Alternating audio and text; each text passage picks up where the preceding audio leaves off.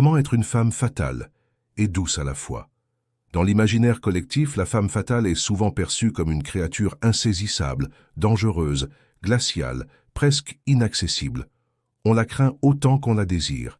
À l'inverse, la femme douce est, elle, associée à la tendresse, à la délicatesse, parfois même à la soumission. Et si ces deux femmes n'en formaient en réalité qu'une seule, et si l'on pouvait incarner cette dualité précieuse, cette force mystérieuse, mêlée à la chaleur du cœur? Être une femme fatale, ce n'est pas manipuler. Être douce, ce n'est pas s'effacer. C'est savoir danser entre le feu et la soie. Dans cette vidéo, je t'emmène à la découverte de ce subtil équilibre, à travers l'histoire de 4 femmes puissantes qui ont su allier magnétisme, pouvoir et douceur. Monica Bellucci, Michelle Obama, Rihanna et Marilyn Monroe. 1. Monica Bellucci, la sensualité tranquille. Monica Bellucci est l'incarnation parfaite de la femme fatale silencieuse. Elle n'a jamais eu besoin de crier, de provoquer ou de choquer. Son pouvoir réside dans sa manière de prendre l'espace avec lenteur, avec un regard profond et une voix posée. Elle incarne le glamour méditerranéen, la féminité assumée, charnelle mais jamais vulgaire. Et pourtant, lorsqu'on l'écoute parler dans ses interviews, on découvre une femme calme, tendre, profondément humble. Elle n'a pas besoin de dominer pour exister. Elle sait qu'elle n'a rien à prouver. Une leçon de Monica Bellucci dit « La vraie séduction commence quand on n'essaie plus de séduire. Être fatale, c'est d'abord être ancré dans son corps, dans sa voix, dans sa présence.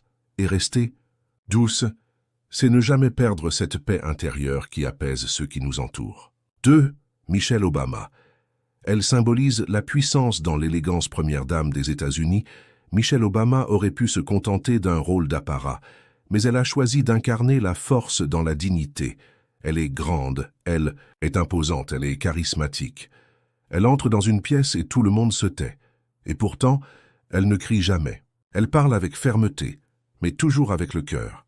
Ce qui rend Michelle Obama fatale, ce n'est pas une robe moulante ou une mise en scène. C'est son intelligence, sa droiture, sa constance. Ce qui la rend douce, c'est sa bienveillance, son humour, sa façon d'écouter, de raconter son histoire avec vulnérabilité. Comme le son de Michelle dit, une femme fatale n'a pas besoin d'être cruelle. Elle peut être un roc sans devenir dure. Elle inspire par l'exemple, pas par la domination. 3. Rihanna. L'indomptable Rihanna. C'est le feu dans un corps de déesse. On la voit sur scène, féline, irrésistible, libre.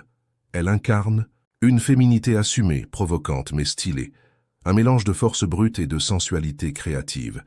Mais derrière l'image, il y a aussi une femme blessée qui a choisi la reconstruction. On se souvient de ses débuts douloureux, de ses épreuves amoureuses, de ses silences. Rihanna est fatale parce qu'elle ne rentre dans aucune case. Elle est douce parce qu'elle sait d'où elle vient. Et elle n'a jamais peur de montrer sa vulnérabilité, même dans la force. Leçon de Rihanna. Être une femme fatale, ce n'est pas ne jamais tomber. C'est se relever avec élégance, transformer sa douleur en feu et continuer à avancer sans jamais perdre son authenticité. 4. Marilyn Monroe, souvent qualifiée de sexe symbole, incarne pourtant la fragilité magnétique. On l'a trop souvent réduite à une image, la blonde naïve, sexy, artificielle. Mais Marilyn Monroe était bien plus complexe que son personnage public. Derrière ses robes moulantes et ses poses glamour se cachait une femme profondément douce, rêveuse et souvent en quête d'amour sincère. Marilyn était fatale parce qu'elle incarnait le fantasme féminin dans toute sa splendeur. Mais elle était douce, parfois trop. Elle pleurait souvent en secret, elle écrivait de la poésie, elle doutait d'elle-même, même quand le monde l'admirait. Leçon 2. Marilyn. La femme fatale n'est pas toujours forte.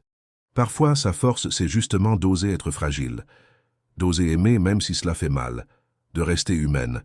Ces magnifiques personnalités que je viens de te citer ont réussi à trouver l'équilibre entre être fatale et douce, être percutante et calme. Alors sache que oui, tu peux être à la fois feu et brise. Tu peux entrer dans une pièce avec allure, faire tourner les têtes, et ensuite réconforter ton partenaire avec une voix tendre. Tu peux avoir des principes solides, être ferme, dire non. Et pourtant, ouvrir ton cœur avec grâce, pardonner avec sagesse, aimer avec profondeur. Être une femme fatale et douce, ce n'est pas un paradoxe. C'est une alchimie rare mais précieuse, que tu peux cultiver en restant vraie. Sois cette femme qui impressionne par son silence et apaise par sa voix. Sois cette femme qui ne supplie jamais, mais qui aime toujours fort. Sois cette femme qui avance libre, belle, douce mais indomptable. Le monde n'a pas besoin de femmes parfaites, il a besoin de femmes complètes.